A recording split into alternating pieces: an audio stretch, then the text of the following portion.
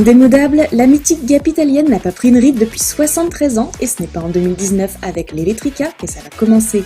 Cette Vespa équivalent 50 cm3, accessible dès 14 ans avec le permis AM, conserve tous les attributs de la Primavera, à commencer par la coque en tôle et une finition presque parfaite. Elle se distingue par un coloris unique gris-argent, relevé par un liseré de couleur autour de la carrosserie, des jantes et de la selle, avec 6 coloris au choix. Alors Maya, ce retour? Et bien pour mon retour, j'ai choisi la Vespa Elettrica. Alors oui, c'est un petit scooter équivalent à 50. Et moi ça me va très bien, parce que qui va piano, va sano. Petit scooter électrique bien sûr, c'est pour ça qu'on n'entend aucun bruit, juste le bruit du roulement des pneus.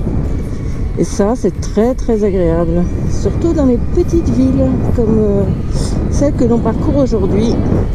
Le silence, le bruit des oiseaux. Alors vous ferez attention parce que personne ne vous entend bien sûr. Bon alors voilà, j'ai mis l'avertisseur sonore, on peut le régler à partir de la vitesse que l'on veut, à partir du menu. Bon, c'est un petit peu énervant au final ce bruit, hein. Je désenclencherai cet avertisseur sonore par la suite. Pour ce qui est de l'ergonomie, bah écoutez, c'est une Vespa, hein. Ça change pas, le guidon n'est pas trop bas, la selle n'est pas trop élevée non plus, quoique c'est un petit peu plus élevé que sur d'autres scooters du type PCX ou NMAX. Alors les plus petits seront sur la demi-pointe de pied. Moi en l'occurrence aujourd'hui j'ai mis mes bottes à talons, donc je n'ai pas de soucis. Moi pour ma taille, 1m60, c'est juste parfait. Le tableau de bord est vraiment sympa.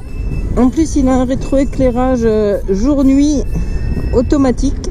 Et si vous voulez, vous pouvez aussi choisir de l'avoir soit tout le temps au jour, soit tout le temps en nuit. Il y a beaucoup d'informations, c'est assez lisible. Une fois qu'on a repéré où se trouvaient les informations, on arrive vite à s'y repérer.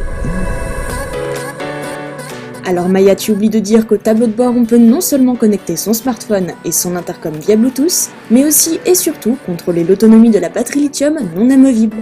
Piaggio annonce un maximum de 80 km en mode power et 100 km en mode éco.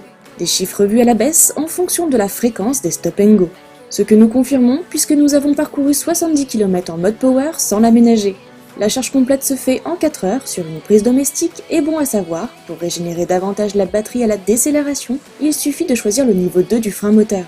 D'ailleurs, ce moteur de 3,5 kW, bien dissimulé à la place habituelle de la transmission et relié directement à la roue, qu'est-ce qu'il donne Maya? Alors, ce qui est bien avec l'électrique, c'est que ça part tout de suite. Pas besoin de visser la poignée à fond pour décoller au feu et griller tous les autres 50. Et encore là, c'est bien géré parce qu'on n'a pas le côté on-off qu'on a sur certains petits scooters électriques qui peuvent parfois surprendre et être un peu dangereux. Là, c'est très progressif et néanmoins très efficace. Franchement, c'est bien plus efficace qu'un 50 thermique 4 temps. Donc, on part tout de suite. Ça grimpe jusqu'à 30 km/h, vraiment dardard. Arrivé à 30, il ne faut pas hésiter à bien visser la poignée pour atteindre les 45 km/h légaux. Même un tout petit peu plus, aller jusqu'à 49 en mode power. Si on veut économiser de la batterie, on se met en mode éco limité à 30 km/h. Pour ce qui est du confort, c'est un petit scooter, il ne mérite pas. La selle est bien agréable.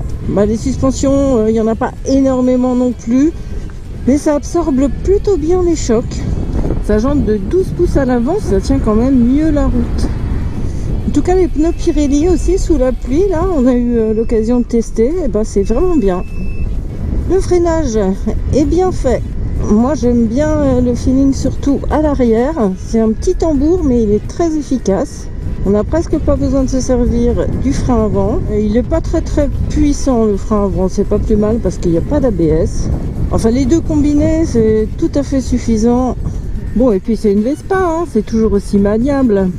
On virevolte sans y penser. En tout cas, elle est très bien équilibrée. Le centre de gravité est placé bas, qui permet vraiment d'évoluer à très basse vitesse sans avoir à poser le pied tout de suite. Hop, voilà, jusqu'au dernier moment.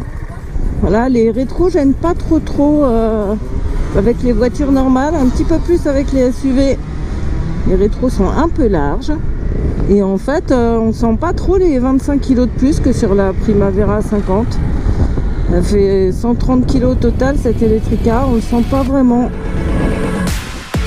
En revanche, question prix pas de doute, l'Electrica fait la différence avec la Primavera 50 cm3.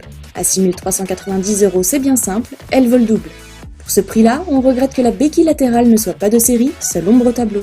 Car nul doute, cette Electrica est réussie. Performance moteur, gestion électronique, autonomie pour 1,50, tout y est. Sans parler de l'esthétique, imitée mais jamais égalée. Et comme elle n'a pas encore de concurrence à ce niveau de gamme, et qu'elle dispose d'une aura mythique, prédisons-lui un certain succès. Un succès certain.